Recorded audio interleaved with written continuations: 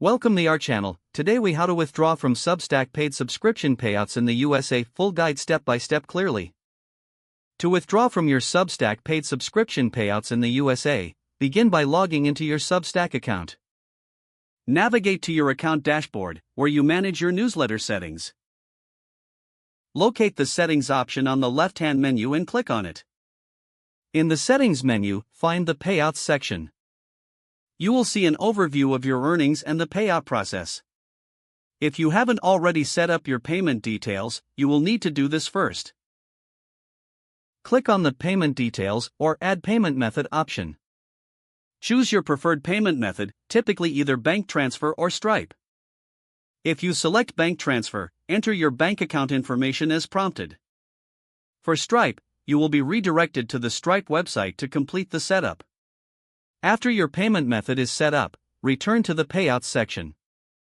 Check the minimum payout threshold, which is typically $10. Make sure your earnings meet this threshold before initiating a withdrawal.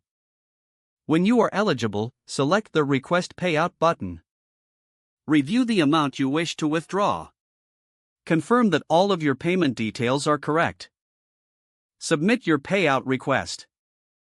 You will receive an email confirmation that your request has been processed.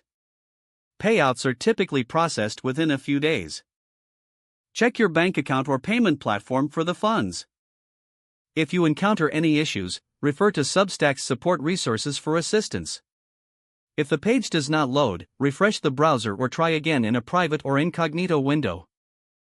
Make sure you are using the correct email address, then retype it carefully to avoid small typos. If your password is not accepted, use the reset option and create a new strong password you can remember. Check your spam folder for verification or security emails, then complete any requested confirmation steps. Enable two-factor authentication if available to improve account security and reduce unauthorized access risk.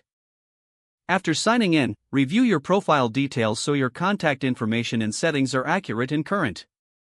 If you see an error message, note it down and try again after restarting your device and internet connection. Don't forget to like this video and subscribe to our channel for more step-by-step tech guides.